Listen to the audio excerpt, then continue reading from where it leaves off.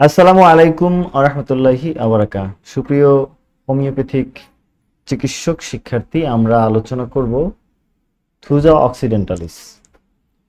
খুব সংক্ষিপ্তভাবে থুজাকে কিভাবে চেনা যায়, থুজা ব্যবহার করা যায় কিভাবে, এবং মাল্টিপ্লাই কিভাবে খুব বেশি ফ্রিকোয়েন্টলি ব্যবহার করা যায় দরকার, সে সম্পর্কিত বিষয়ে আমরা 5 মিনিটের মধ্যে আলোচনা করব ইনশাআল্লাহ।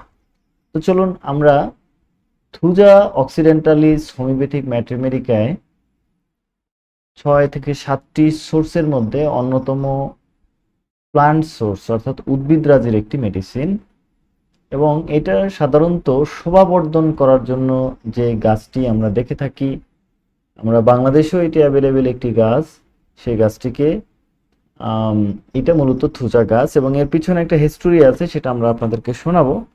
তো এর আগে আমরা একটা মূল টেক্সটে চলে যাই। এটা মূলত উদ্ভিদরাজির অন্যতম বৃহত্তম অ্যান্টিসাইকোটিক ওষুধ। অ্যান্টিসাইকোটিক কি? যেই মেডিসিনটা সাইকোসিসের বিরুদ্ধে কাজ করে সেটা হলো অ্যান্টিসাইকোসিস। হানিম্যান বলেছেন যে যতগুলো ক্রনিক ডিজিজ রোগ হয় তার বিপরীতে 3টি মিয়াজম কাজ করে। একটা হলো সোরা, সাইকোসিস এবং সিপিলিস। সোরা সকল রোগের বাবা মা, এবং এই সোরার সাথেই অন্য বীজ মিলে নতুন রোগ তৈরি করে। সাইকোসিস হলো তার অন্যতম। সুতরাং এই থুজার মধ্যে মানে বৃহত্তম একটা সাইকোটিক, অর্থাৎ এর মধ্যে এই সাইকোসিস বা সাইকোটিক দোষ দূর করার যথেষ্ট ক্ষমতা রয়েছে। এখন এর লক্ষণগুলো কি, ক্যারেক্টারিস্টিক লক্ষণগুলো আমরা জানব। রোগী মনে করে তার দেহ কাঁচ দ্বারা তৈরি, একটুতেই ভাঙিয়ে পড়িবে, ফলে কাউকে কাছে বসতে দিতে চায় না, কারণ একটু আঘাত বা স্পর্শ হয়তো ভাঙিয়ে পড়িবে। অপর একটি ভ্রান্ত চিন্তা, দুষে মনে হয় তা। আচ্ছা, তো মূল বিষয়টা হলো যে আমি আমার প্রত্যেকটা মেডিসিনে ভ্রান্ত ধারণা কিংবা ডিলুশনটাকে আগে আনার চেষ্টা করি। বিশেষ করে ভারতের পণ্ডিত চিকিৎসক doctor Radhan Shankaran, doctor P Shankaran, ওনারা এই ডিলুশন বা ভ্রান্ত ধারণার উপরে খুব গুরুত্ব দিয়েছেন। তো একটি ভ্রান্ত ধারণা হলো সে মনে করে যে তার শরীর কাঁচের দ্বারা নির্মিত, একটু আঘাত, একটু কিছুতেই সে ভেঙে পড়বে। সেজন্য সে এমনভাবে নড়াচড়া, এমন সাবধানতা অবলম্বন করে যে কারো স্পর্শ যেন না লাগে, এমনকি একটু মানুষ থেকে দূরে থাকে, ওয়াল থেকে দূরে থাকার চেষ্টা করে। আর অপর একটি ডিলিউশন হলো মনে হয় যেন তার পেটের মধ্যে সন্তান নড়াচড়া করছে, মনে হয় যে তার পেটের মধ্যে এমন কিছু রয়েছে, তার মনে হয় যে এটা সন্তান এবং সেটা নড়াচড়া করতেছে। এটাও একটা ডিলিউশন।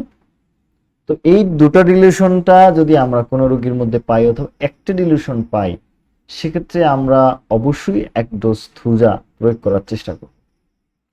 থুজার ব্যথার উপরে বিশেষ কার্যক্ষমতা রয়েছে। বিশেষ করে আমরা থুজাকে সাধারণত আঁচিল টিউমারে বেশি ব্যবহার করলেও থুজার ব্যথায় মানে খুবই গুরুত্বপূর্ণ ব্যবহার রয়েছে। যে কোনো ব্যথা শয়ন থেকে উঠলে প্রচন্ড পরিমাণ বৃদ্ধি পায়, ফলে রোগী শুয়ে থাকতে চায়। অর্থাৎ হলো তার ব্যথা এত বেশি যে সে উঠতে চায় না, উঠলেই প্রচন্ড পরিমাণে হয়। এই কারণে সে কি করে, শুয়ে থাকতে চায়। এই ব্যথা সামনে থেকে পিছনে যায়, অর্থাৎ কি ব্যথাটা এমন সামনে থেকে পিছনে যাবে। ঠিক এর বিপরীত হলো পিছন থেকে সামনে যায়, এটা হলো স্পাইজেলিয়া। থুজা এবং স্পাইজেলিয়ার মধ্যে তফাৎ হলো থুজা এবং স্পাইজেলিয়ার উভয়ের ব্যথা রয়েছে, এবং এটা ঘুম থেকে বা শয়ন থেকে উঠলে বৃদ্ধি পায় এবং এই জন্য শুইতে থাকতে চায়। তবে স্পাইজেলিয়ার হলো পিছন থেকে সামনে যায়, ব্যাক টু ফ্রন্ট, আর থুজার হলো ফ্রন্ট টু ব্যাক। এটা আমরা মনে রাখবো, তাহলে আর সুবিধা হবে।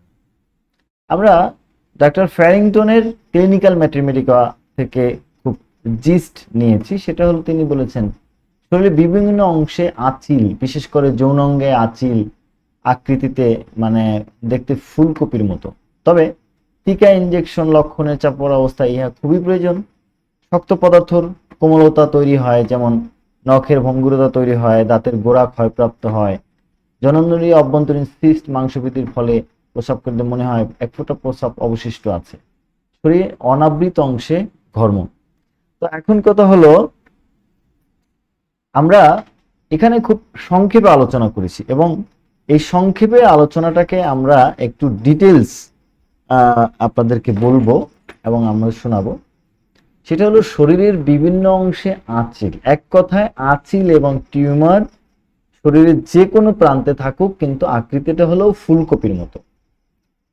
আর ইনজেকশন এবং টিকার যে বিষয়টা চাপা পড়ার কথা হয়েছে, এটা না এমন কোনো রোগী নাই। জন্মের পরেই যেহেতু ভ্যাকসিনেশন করা হয় এবং বড় হইলেও বিভিন্ন কারণে ভ্যাকসিন দেওয়া হয়, সি সেকশনের ভ্যাকসিন দেওয়া হয়, ইনজেকশন দেওয়া হয়, সুতরাং থুজার একটা ক্ষেত্র আমাদের আছে। তো আমরা যখনই যে চিকিৎসা করি, কখনো কখনো থুজা প্রয়োজন হয়, সেটা অবশ্যই অবস্থা অনুযায়ী ব্যবস্থা করে দিতে হবে। থুজার অন্যতম জায়গা হলো জননেন্দ্রিয় আঁচিল। জননেন্দ্রিয় যদি আঁচিল হয় তাহলে আমরা কিন্তু থুজাকে দেখতে পারি। অভ্যন্তরীণ সিস্ট এবং মাংস, বিশেষ করে ওভারিয়ান সিস্ট, পাইলস সহ অন্যান্য সমস্যার ক্ষেত্রে আঁচিল খুব মানে এই থুজা খুব চমৎকার কাজ করে। থুজা নিয়ে আবার যে হিস্টোরি আছে অন্য একদিন আলোচনা করবো ইনশাল্লাহ। সবাই ভালো থাকবেন। আসসালামু আলাইকুম ওয়া রাহমাতুল্লাহি ওয়া বারাকাতুহু।